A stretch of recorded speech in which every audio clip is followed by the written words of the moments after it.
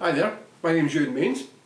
I'm a Jupiter Music UK and XO Brass endorsing artist.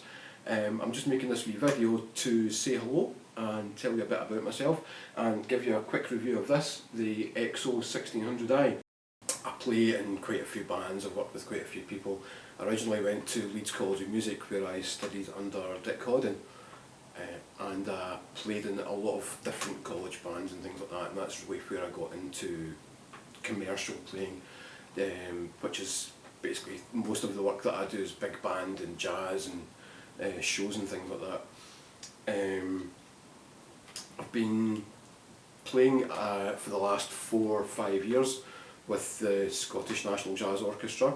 I get to gig with them every now and then, which is great, you know, a fantastic bunch of musicians and guys, which also means that I get to work with some really amazing names.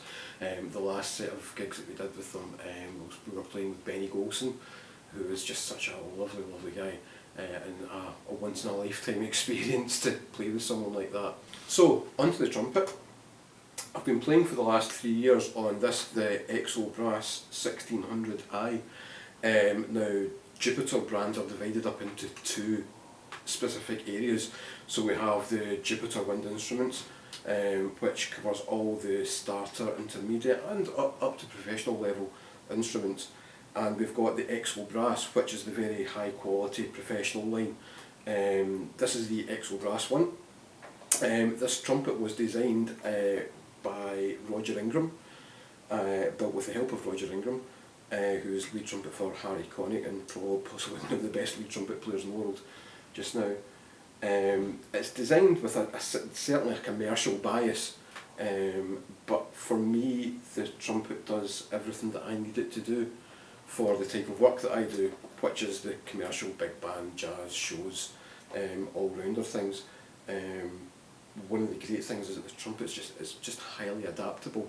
I know that I can walk into any venue, any gig with this and not worry about not having the right gear with me and not be concerned that I'm going to fall over somewhere because of this.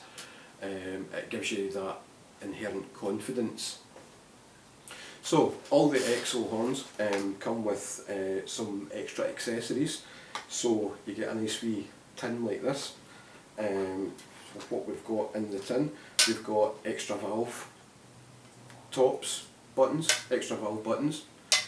We've got ones who are just like this. I've got these kind of flat steel ones on just now. You also get mother of pearl ones.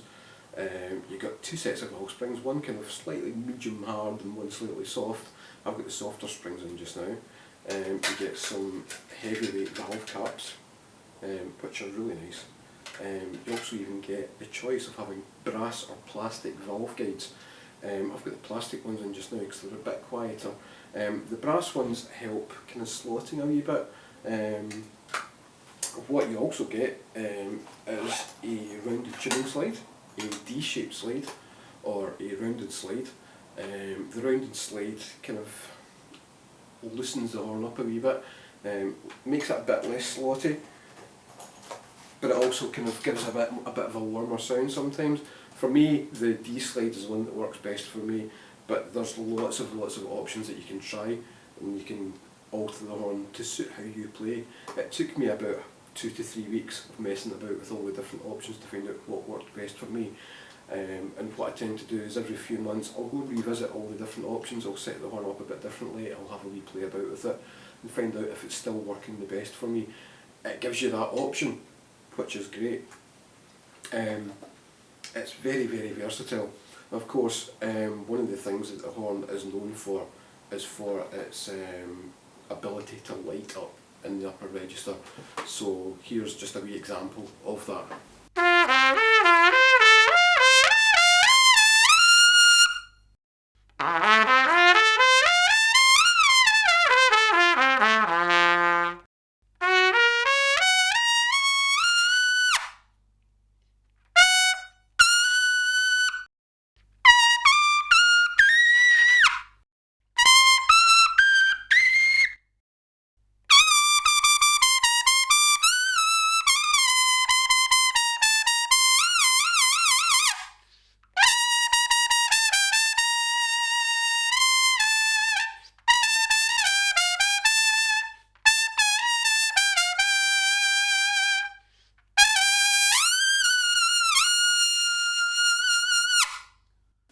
we've heard a wee bit of the MacArthur Park, but one of the great things that I love about this is that how it slots.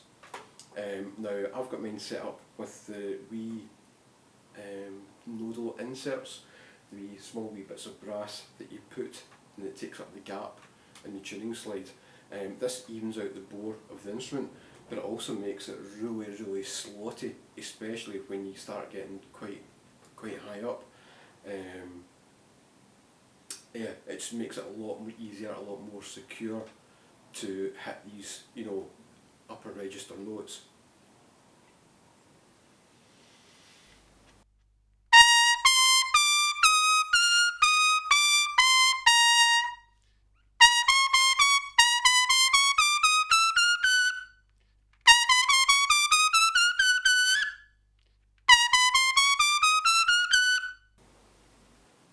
So you can hear it really, it locks in all these upper register notes, and it makes it a lot easier for, especially if you're playing lead all night, as I invariably do, and you know you've got a heavy lead book on. It means that you can lie back a wee bit, you can relax slightly, because you know that the horn's going to do the job that you need it to do. You can tell that it really does go when you step on the gas upstairs, but one of the things I really love about it is that you can do just normal jazz with it, and it's quite a timid, tame beast.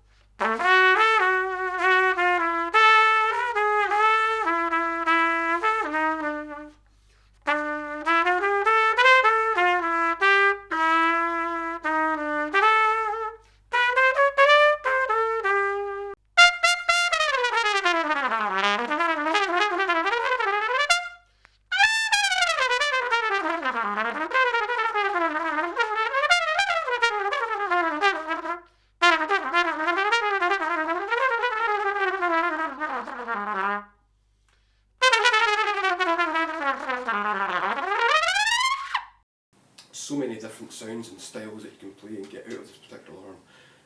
Here's a wee Roger Ingram piece.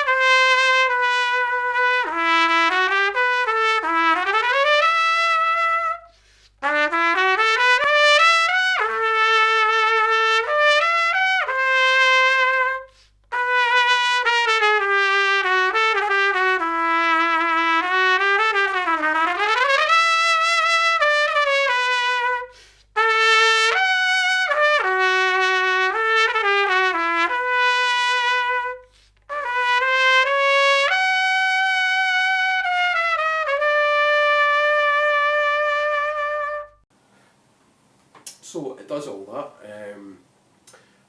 What really surprised me about this is its ability to change. So we've done all the leading commercial stuff and all the screamy high notes and things like that, which it's absolutely brilliant at. But it's also really good for doing classical and straight stuff as well. Wee quick change of mouthpiece, quick change of the tuning slide, add a heavy valve cap.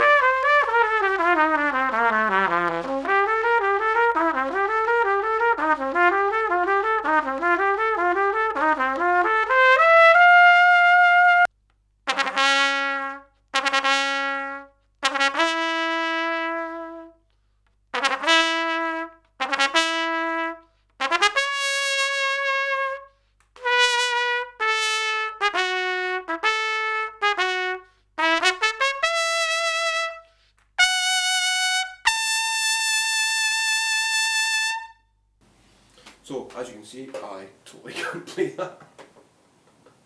But it gives you an idea of just the versatility that you can get out of this, the 1600i.